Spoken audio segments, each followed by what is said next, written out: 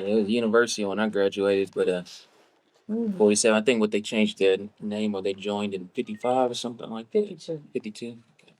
So we're gonna probably, we said 12:40, we have a few minutes, but we might start a little early, gives you even a little bit more time. Um, so I'm gonna shut these doors.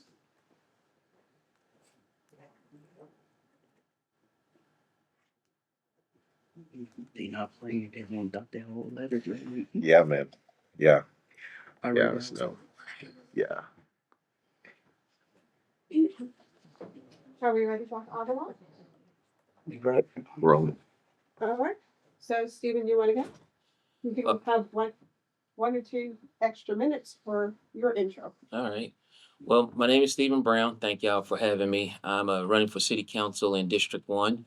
I'm born and raised in the district. I was raised by two loving parents who are still married and live in Austin, Texas today. I was raised by a great grandmother who taught me the meaning of a community. And to me, community is just it's more than just houses. It's actually a deep connection that you have with your neighbors and how you look out for each other. So I grew up in an environment where we didn't just live next to each other. We looked out for one another. I was born and raised on Ninth Street, so I used to walk up here to play and stuff with my friends. Um, and it was just a wonderful environment. Uh, I was educated here. Went to Norman Elementary, Maplewood, Keelan Junior High, LBJ High School, where I was a 4-year varsity football player. And for the last 20 years here in Austin, I've been serving my community as a healthcare professional. First 10 years, I've worked in open heart surgery. And for the last 10 years, I've been working in neuro and spine clinical consulting. So I help surgeons use robotics to extract brain tumors. Um, I have my biggest accomplishment though in Austin is I've been able to raise my two sons in the same environment that has given so much to me. And it's important because they're I'm a fourth generation Austinite, so that fifth generation, and been able to teach them where we come from, have them close to their deep roots, and where they can go in the future is important. Um, I have prided myself on the values of East Austin, and I want to serve District 1 in City Council with the values that were instilled in me, um, with honor, integrity, hard work, and with a fighting spirit. Um, I have not been a person though that has been sitting on the sidelines. I have a proven track record for advocating for my community. In 2012, when I recognized that the city of Austin's hiring practices were broken, I initiated a complaint that led to a lawsuit that helped the city of Austin fix their hiring practices with the fire department. When during COVID-19, when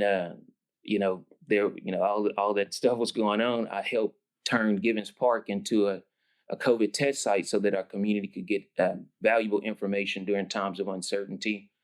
I helped create the Givens Park work group so that community members could have a say in the resources that come to Givens Park and their green spaces.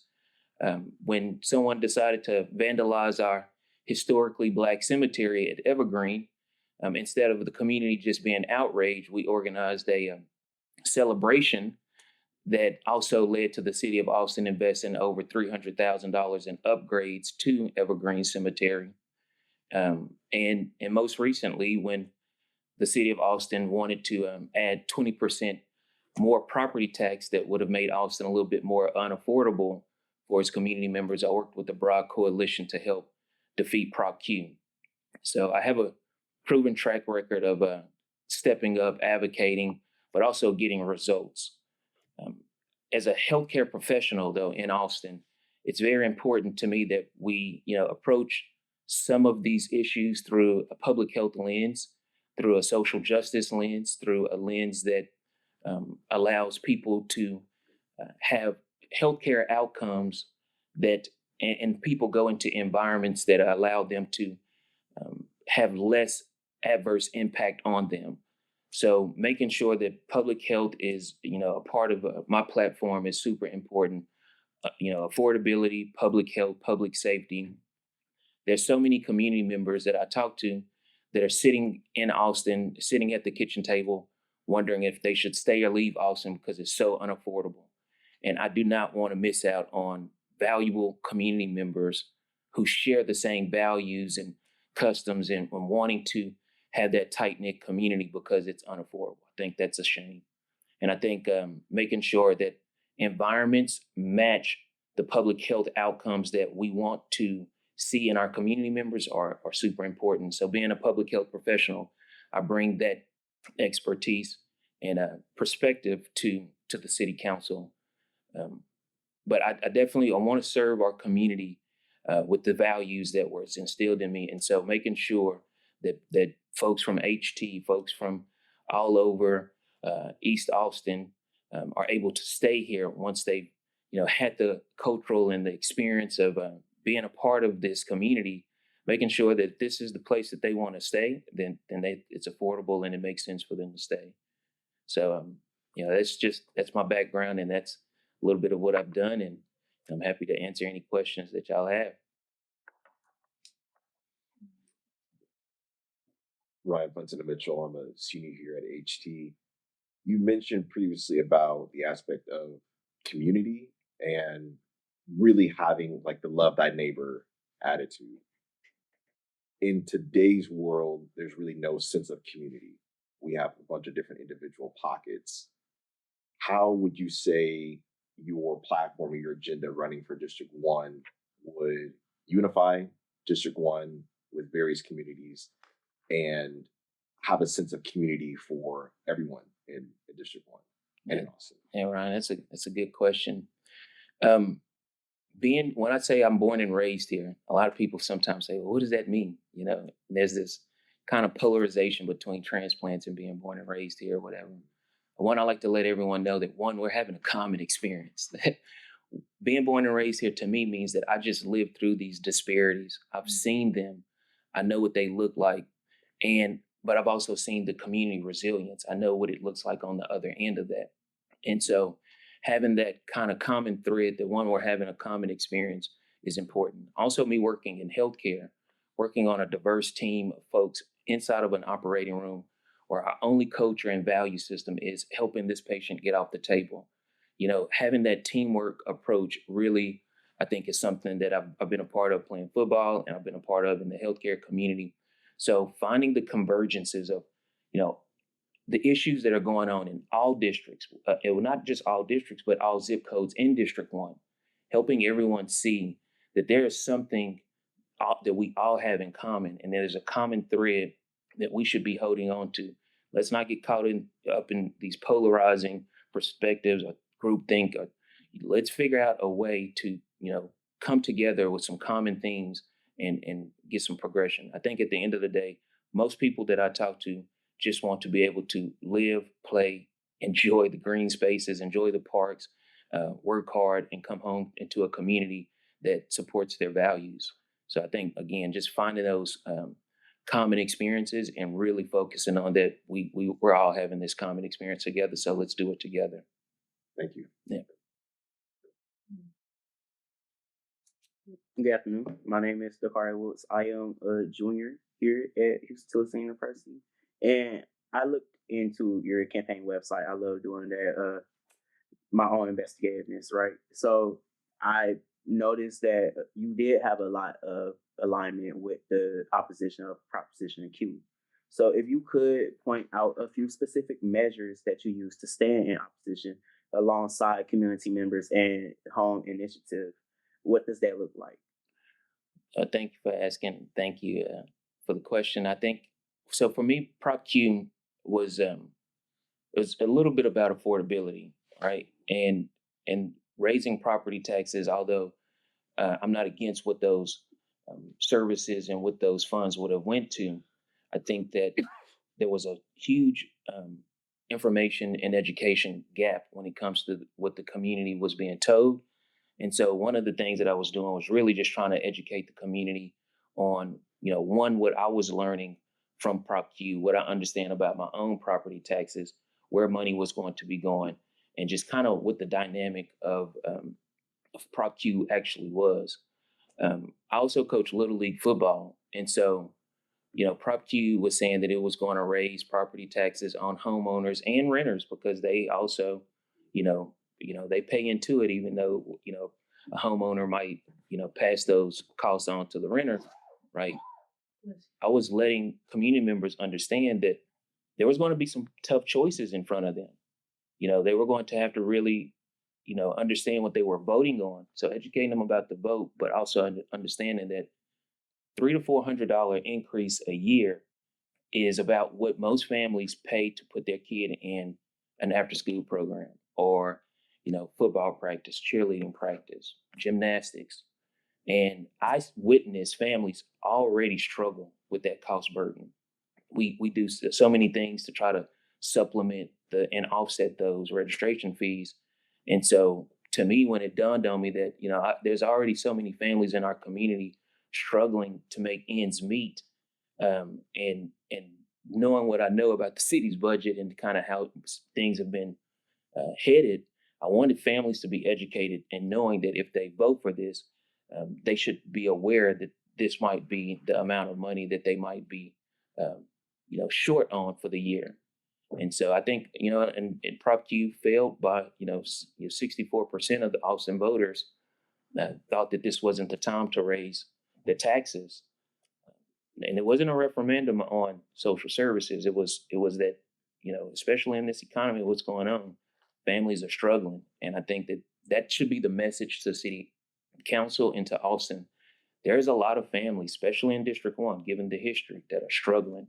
And so just helping families understand what's ahead of them is one, the approach that I took, but it's also the approach that I will continue to take to let families know the inside baseball of what's going on in City Hall so that they can make the best decisions for themselves. Thank you for that answer. Now, I would like to ask one singular follow up. All of those things could converge into what is quoted as quality of life. Yes. And what groups of people are held at a disadvantage with a degrading perspective of what quality of life is? Could you phrase it another way? In simple terms, what groups are affected when the quality of life is decreased? Oh, man, people of color. I mean, especially in District 1. Like I said, I'm born and raised in District 1, lived all over 9th Street to Loyola. We know the disparate impact. We've seen it during COVID. Austin is, especially East Austin, is still a food desert. I have been calling East Austin also a medical desert. We don't have access to healthcare as efficiently as other places. And so when money is spent, frivolously, when people aren't being taken into consideration, we know that people of color suffer the most. We know the history. We know what's going on in Austin. I think that settled science should be, at least in my opinion. But one of the things I will say, I try to approach things from a human-centered design. And human-centered design tells me that if we solve the worst of a problem, by default, we solve these other problems. And I think if we start really looking at what the city of Austin did to District 1 historically, we start focusing on that a lot of us are having common experiences. There's a lot of new neighbors, who don't just look like us, but they are feeling the pressure. But if we solve this problem from a people of color perspective, what can we do to lift them up? I guarantee you some of these other things by default, and according to human-centered design, will fix some of these issues. My name is Gerald.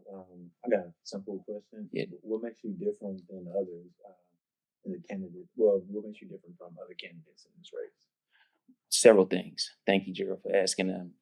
Being born and raised here, living through those disparities, but also recognizing community resilience, having that value system, leaning onto that. I've also raised 2 kids, best I can tell. I'm one of the only candidates that raised 2 kids in the same community. I have a 23-year-old and a 21-year-old. I'm a healthcare professional, so I'm used to taking care of community members in a most vulnerable state. I live with my community member. I'm in the operating room with them. I'm in church with them on Sunday, and oftentimes I go to their funerals. So this is not just a situation for me where, this is a career decision. I mean, it's a career decision for me, but I work in healthcare. This is not. I'm not a career politician. I'm not looking forward to being a career politician. Don't want to. I want to serve my community members with the same values that have been instilled in me, and I want to make sure that we're focused on outcomes that increase the quality of life for our community members. All right. Hi, my name is Ruby. I'm a sophomore student here. And my question is, so your people may say that your approach in your campaign is more like community advocacy over governing. So how do you respond to the argument that you don't have enough experience to sit on city council?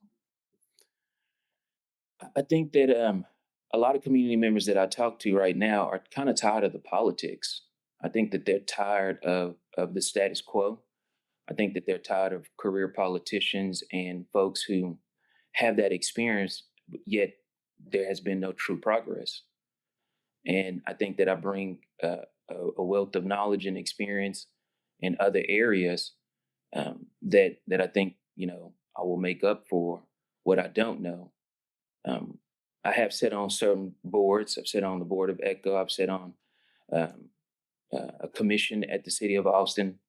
But again, I do not plan to be the person that bends the knee to the status quo and keep what's going on that's currently not helping people. Um, I plan on not continuing that. So what I don't have in experience, I make up with those community values of hard work, being a quick learner. I'm currently finishing my master's degree at Texas State in public health with a focus on interdisciplinary studies. So working hard and learning fast won't be an issue. But what I will say is, so many community members come down to City Hall and they feel like they're not being heard. The system isn't working. What's going on isn't working. And I think that bringing a new perspective and shaking some things up will benefit us at large. All right. And to follow up on that, like how you said, the many community members do show up to City Hall. They are lifelong residents of this area who do feel and care deeply about this district just as much as you do. So why does how is caring about the community sufficient enough to like preparation to govern? Well, I think when you care about the community, you've been involved and you have a long history in the community, you also can be more aware of unintended consequences. Knowing the history so that we don't repeat it is one of the advantages I do bring. Um, I make a commitment to never repeating some of the things that have gotten us into this position, whether it be zoning issues, whether it be traffic issues, all the issues that impact people's quality of lives. I think that having that history and knowledge makes a person more responsible to that history, so that they never repeat it again. Thank you. Thank you. Hi, I'm Hello. Tyler, communication major. I have two questions, and I was wondering, can you go in details about how you plan to fix the issues of people not being heard in the city hall? Like, what is your structure step by step plan to make people feel as if they're heard? Well, so thank you for the question. I was a part of bringing a story to light recently. The story is called Mocked, where a staff member approached me after making a Facebook post saying that I just feel like the city council isn't listening to us.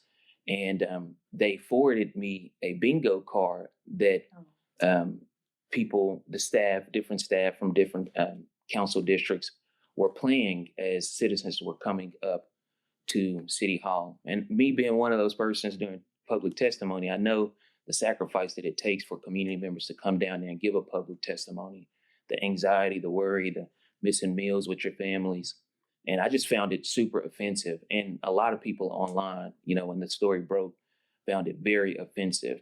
So Would you describe what the bingo card was? Because it wasn't bingo. yeah, It was constituency bingo. constituency bingo. So community members, would come voice their concerns, and they had all these buzzwords or, whatever they think, kind of uh, community members often would say the most or whatever. And so they had these diverse bingo cards.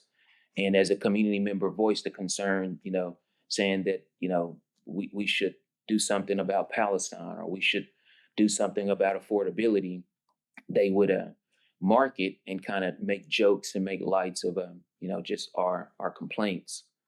And so a lot of people were upset about that. And I helped bring that story to light. So that also shows that I'm not going along with the status quo. I'm not keeping, I'm not bowing the knee to what's going on with the city. I feel like the public pays for that building. It should be accessible. People should feel comfortable coming down there. That sacrifice is a big sacrifice, so they should be heard. There's times where public testimony, I think they tried to make it to where it's 2 minutes. The signs can only be so big. They're cutting the meeting minutes down. You can't even go see your representative without this long process of an appointment. So one of the things that I would do is make sure that community members had the time to be heard. One, my staff would be playing constituent bingo, or should that be played anywhere around me. But making sure that community members have plenty of opportunity to be heard is important. Getting the word out to community members before, oftentimes in District 1, we're thought of as an afterthought and not a forethought. So getting the information to them before is important. Also, having community town halls is important. Being accessible within the community, even before the public testimony takes place down at City Hall. Being present in with the community is one of the most important things that can be done. I plan on, I'm probably saying this publicly, I plan on having a satellite office within the community. So the days that it's not public hearing and we're not down there for meetings, I want to be in the community with the people, so they don't have to bear the burden of always driving through traffic when they get off of work or going downtown. I'm accessible. I'm still, coaching Little League football. I want to be present so that this information can get to them before and not after. Okay, thank you. And then another question. I also went to Norman as well. Yeah. So I know how Austin is, and even though I went briefly, as someone who has grown up around Austin most of my life, and you as well, what are the main issues you have seen grow larger since being in Austin, and how will you be elected will help these issues? Our community has experienced years of displacement, years of marginalization, lack of resources. A lot of my friends that I played with at Norman and played football with at LBJ, when they moved out, and when I lost my great grandmother's house on 9th Street when I was 17, it was a root shock that, brings on a trauma that, not a lot of people experience. And it's a flavor of trauma that is unique. So affordability is one of the things that I believe can slow down displacement.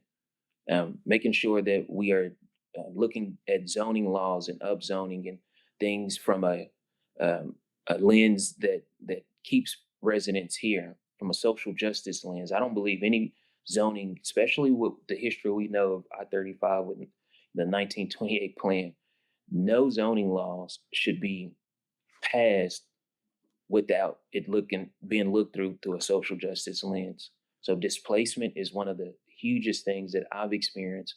And even as an adult, I'm re-traumatized when I learn or make friends with new neighbors, and I learn that now they're deciding that they have to leave because it's unaffordable, because city council has passed a resolution or has done things that have impacted their quality of life. So making sure that zoning laws are looked through in a way that preserves what we currently have, and also brings back some of the things that we have, bring back those people.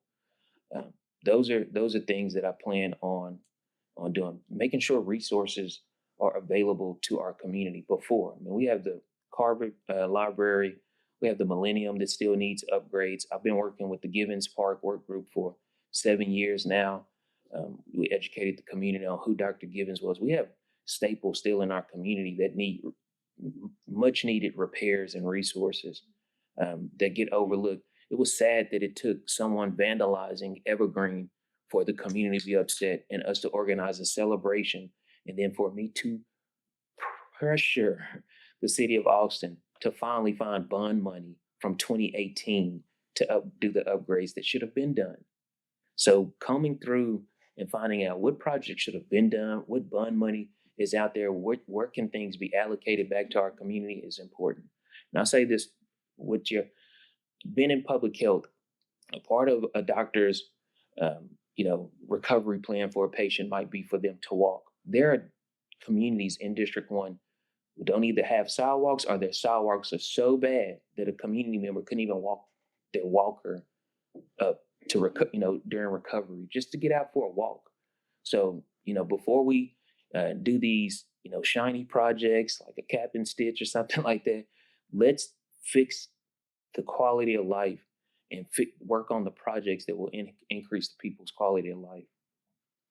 Thank you. Yes, thank you. Sorry for showing up late. My name's Kiara. I'm a senior.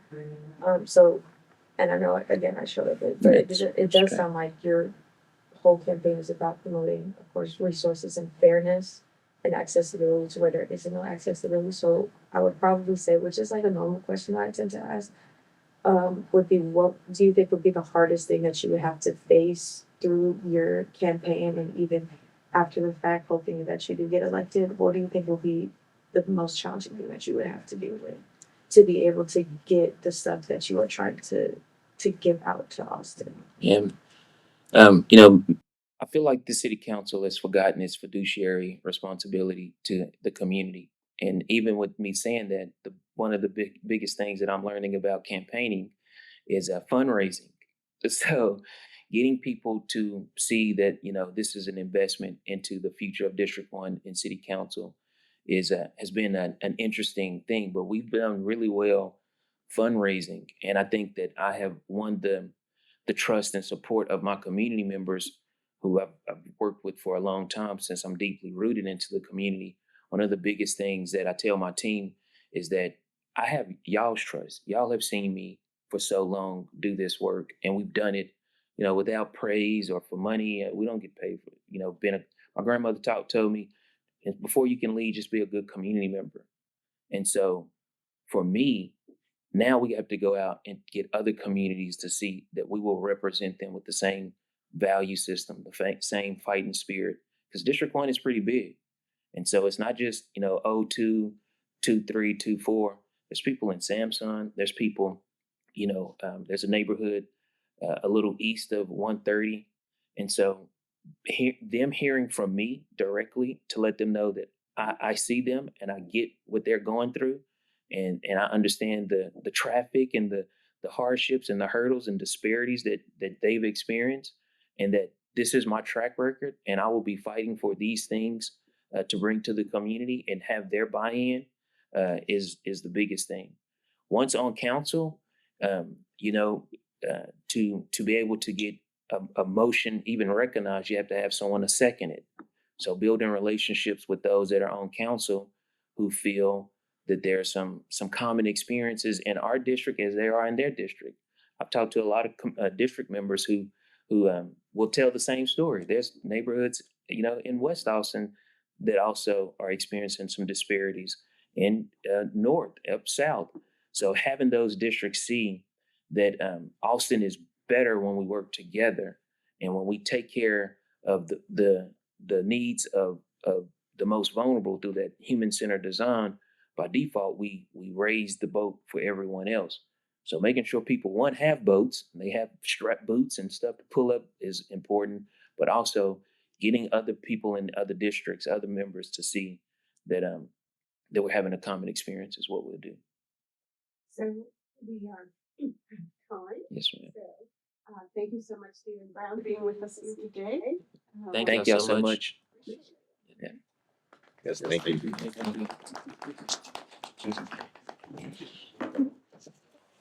So I find my way out now. Yeah. Is it okay if I give, if anyone want like a sticker or a brochure just to kind of? Even one table. Okay. And we'll pass them around. Perfect. I think I get it. Thank you, Jim. We've got another candidate. All right. Thank y'all so much. Thank you.